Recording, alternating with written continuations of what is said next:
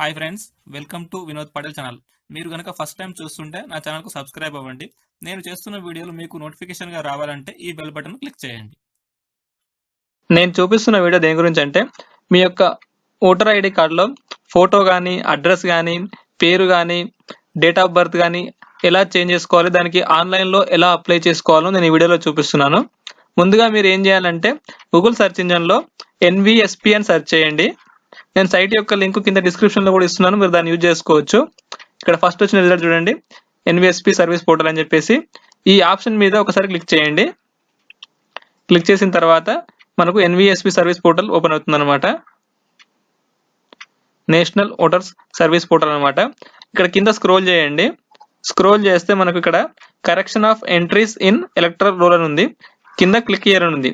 ఈ ఆప్షన్ మీద క్లిక్ చేయండి. మీరు మనకు ఫామ్ ఓపెన్ అయింది, ఫామ్ 8 అన్నమాట. ఇది హిందీలో ఓపెన్ అయింది. మనము ఏం చేయాలంటే ఇక్కడ ఇంగ్లీష్లో కావాలంటే ఇక్కడ రైట్ సైడ్ లో చూడండి, ఇక్కడ ఇంగ్లీష్ అని ఉంది, ఇది సెలెక్ట్ చేసుకోండి. అప్పుడు మనకు ఫామ్ ఇంగ్లీష్లో ఓపెన్ అవుతుంది అనమాట. ఇక్కడ చూడండి ఇంగ్లీష్లో ఓపెన్ అయింది. ఇప్పుడు ఫస్ట్ ఏం చేయాలంటే మీరు ఇక్కడ స్టేట్ సెలెక్ట్ చేసుకోవాలి ముందుగా. నెక్స్ట్ వచ్చేసి డిస్ట్రిక్ట్ సెలెక్ట్ చేసుకోండి. ఇక్కడ సెలెక్ట్ చేసుకోండి. ఫర్ ఎగ్జాంపుల్ నేను ఇప్పుడు మీకు ఒకటి చూపిస్తున్నాను. తర్వాత అసెంబ్లీ కాన్స్టిట్యున్సీ సెలెక్ట్ చేసుకోవాలి. ఇక్కడ అప్లికెంట్ యొక్క డీటెయిల్స్, మీరు ఏ అప్లికెంట్ యొక్క డీటెయిల్స్ అయితే ఎడిట్ చేయాలనుకుంటున్నారో అప్లికేషన్ ఆ యొక్క అప్లికెంట్ డీటెయిల్స్ ఇక్కడ ఇవ్వాలన్నమాట. ముందుగా నేమ్ ఇవ్వండి. ఇక్కడ ట్యాబ్ అంటే మనకు రీజనల్ లాంగ్వేజ్ లో వచ్చేస్తుంది ఆటోమేటిక్ గా. తర్వాత సర్నేమ్ ఇవ్వండి.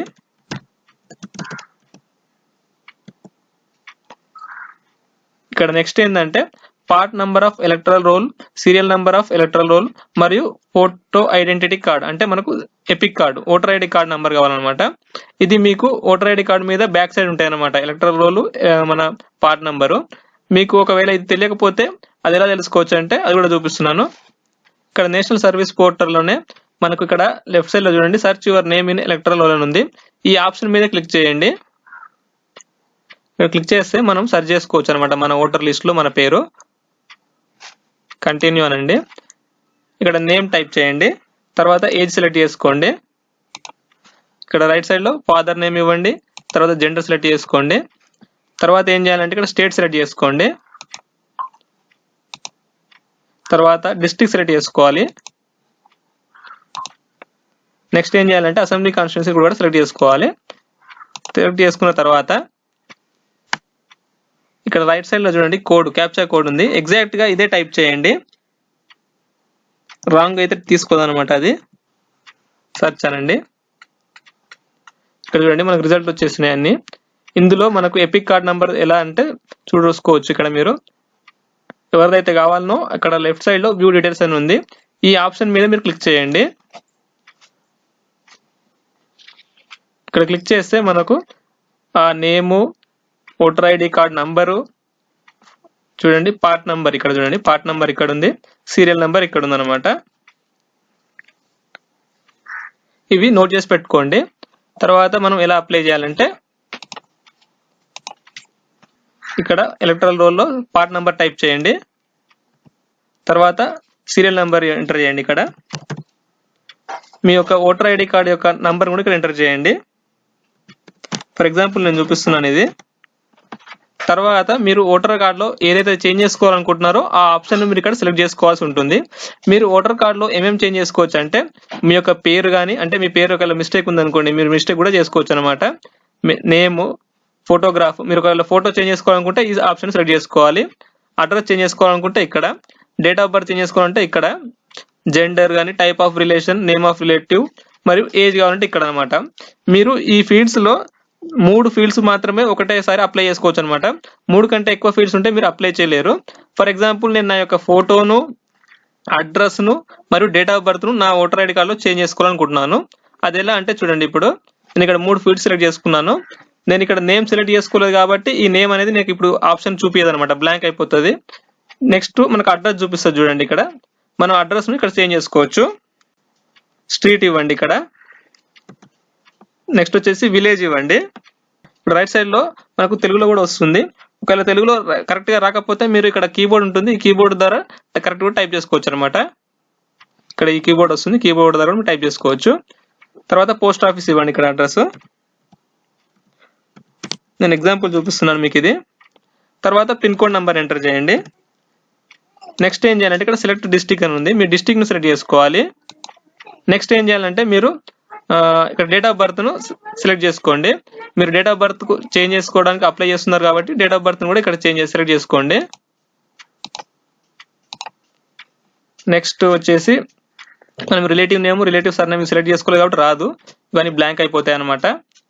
ఇక్కడ ఒకవేళ మనం అక్కడ సెలెక్ట్ చేసుకుంటే ఇక్కడ ఇవి కూడా యాక్టివ్ అయి ఉంటుండే, మనం అప్డేట్ చేసుకోవచ్చు.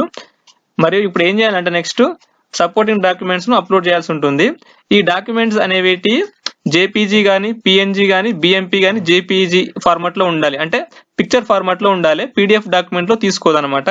ఇక్కడ మీ యొక్క కొత్త పాస్పోర్ట్ సైజ్ ఫోటోను ఇక్కడ అప్లోడ్ చేయండి. ఫర్ ఎగ్జాంపుల్ నేను చూపిస్తున్నాను ఒకటి, ఇక్కడ చూపిస్తుంది చూడండి. మీ యొక్క ఏజ్ ప్రూఫ్ ను ఇక్కడ సెలెక్ట్ చేసుకోవాలి.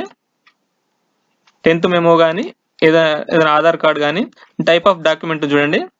డేట్ ఆఫ్ బర్త్ చేంజ్ చేసుకోవాలనుకుంటే ఇక్కడ ఈ సర్టిఫికేట్ ను మీరు అప్లోడ్ చేయాల్సి ఉంటుంది అనమాట.